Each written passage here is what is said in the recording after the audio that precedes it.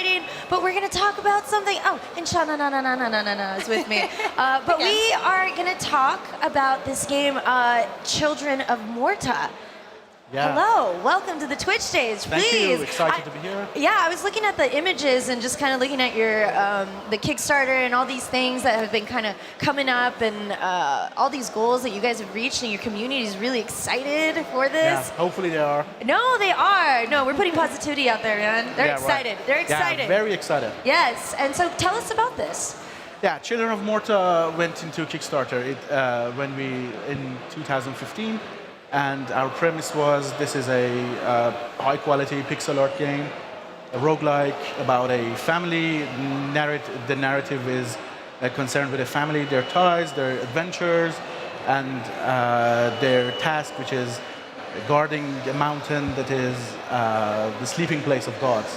So it's a fantasy, a roguelike, action RPG, hack and slash, pixel art game. Awesome, and we actually have some live gameplay. Yeah, it is. All right. Javid is here with me, and all right, let's check it out. All right, he's going to go through the game. So what were the inspirations behind this that you guys? We've always been concerned with deeper meanings in games. So games have to be fun, and that's the hack and slash part. But there's a treasure trove of emotions and atmosphere that can be gained with a theme of a family. So the thing you saw was their home, which is your kind of your base of operations, and Javid is playing John Bergson, the father of a family, and he's going through caves and hordes of monsters. At this point, there's corruption that is threatening their mountain, and the family is going off to investigate first, and then ultimately, hopefully, defeating the corruption, the source of the corruption. And now this is kind of like the entryway where he's going in to kind of find and seek everything. Is there, how is the level of, how does progression work in this? So the first chapter of the game starts in these caves. These caves are, of course, procedurally generated, but caves have 3 levels, and if you manage to beat the whole cave chapter, you go on to next chapters of the game, the desert, jungle, temple, stuff like that. There are 5 chapters to the game right now, and we are really close to alpha. So hopefully it stays 5 chapters. A lot of sleepless nights, man. Yeah, it is. And Gamescom on top of that.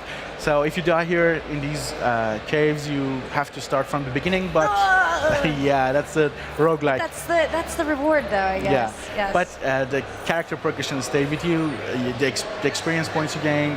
If you level up, you can just spend those points in the house to level up the characters, level up their basic stats.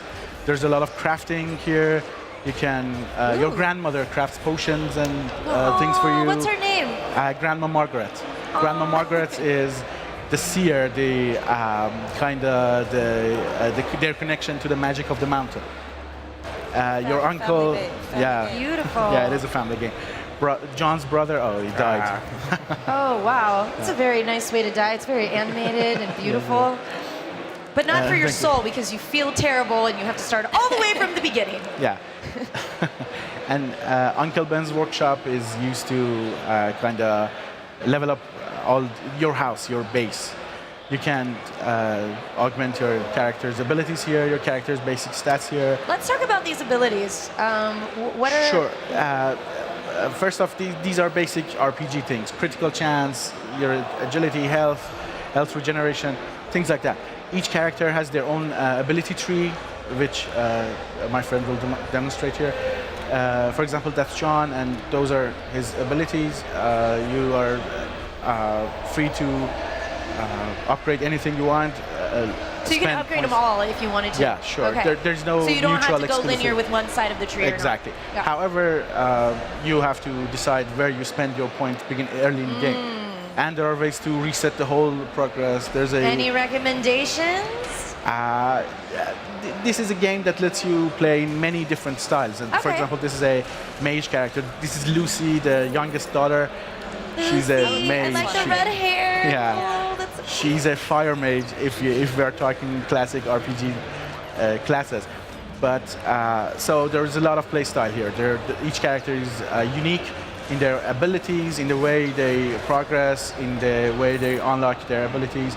They have secondary resources, their focus, their mana, their energy, their rage.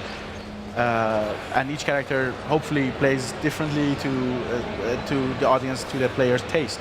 Yes. What I notice is how, for a game that has pixel art, how smooth it looked. Like the rocks on the side almost look like normal art, like not pixeled. Yeah, a lot of work has gone into this. Very detailed as well. Okay. And we have co-op play as well. We have two-player co-op, both local and online co-op. So hopefully there. So for the can mix and co-op, match. would that mean that each person chooses a member of the family? Yes. They choose. What are your two? What are your two kind of family members that you like playing with the most? Right now, my favorite is Lucy and Mark, the eldest son, which is a monk-type class. Interesting. How did you guys come up with these concepts of these characters? They seem so rich in, theory and story. We've been living with this family for a long time. This game has been in development for almost 3 years, but this has been in our minds for a long time, and we've talked about them. We have almost, maybe it feels like they're present when they're members of a family and we're living with them when we're making this game. So how do you guys tell the story, like the lore in this game? How is that portrayed in gameplay? The main story is told really classically through cutscenes. We start with a cutscene that kicks the whole thing off. It's already available on YouTube. You can watch a trailer, but Grandma Margaret wakes up from a nightmare, seeing the mountain blowing up and corruption coming into this world. But and as you progress through chapters, you see more cutscenes. You're introduced to more of the story. But there is a lore here. There's a background to this world. There are lots of stories that you can find through secret rooms, find all around the dungeons and areas you're exploring, and also through doing side quests. There are quite a few side quests. Really? And character-specific side quests that help you understand the story better, help you understand even the family, their relationship better, and their backgrounds and their hopes and dreams. Hopes and dreams. Yeah, and this is. Well, my hope right now is that we just don't die, so we don't have to start all over again. Right? Yeah. Clinching. We have. We have humanity. tried to. Yeah, he has a familiar there. We have tried to make even dying a little bit more interesting. Sometimes you find stuff throughout the dungeon, and when you go back to the house, something happens. You might help a band of travelers set on by bandits, and they might give you a baseball bat. And the next thing you see, John and his son Kevin are playing catch in the backyard. So there is some kind of a reward to dying. Oh, we died. Yeah. So when you die, do you actually have to go back to the place where you died as well to pick up your stuff, or is that not? No. It carries with you, right? Most of the You things you start find over. in the dungeon are lost.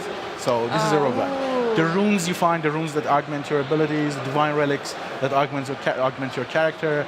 These are some of the resources you find are lost. Because Can you give some examples of how you could augmentate this? Yeah, right. For example, Linda is an archer character. She might find a rune that would make her basic attack shoot 3 arrows instead of 1, make her arrows more powerful, make them explosive. A lot of that stuff. So, but your experience and levels remain with you. That made me rage quit so hard. Well, there's the as much as it sucks to die, there is such a great feeling when you beat the level or chapter. There's just, you could talk about it for days. But when can we expect to see when this might come out? When we can maybe start playing it? Actually, I think we're going to be able to launch this game early next year, early 2018. Okay. We'll be launching on PC, on Xbox, and PS4, but we have not finalized which platform might come out first Okay. later. But I think we'll be able to launch. And there's, is there any way people, the community, can find you and just keep in touch with your announcements? Yeah, sure. Find us on deadmage.com. Find us through. We are just a Google search away. There you Search go. for Children of Morta. And childrenofmorta.com is our Great website. name too. Keep an eye on it. Children of Morta. All right, Yeah. guys. Well, we have a lot more Gamescom coming your way.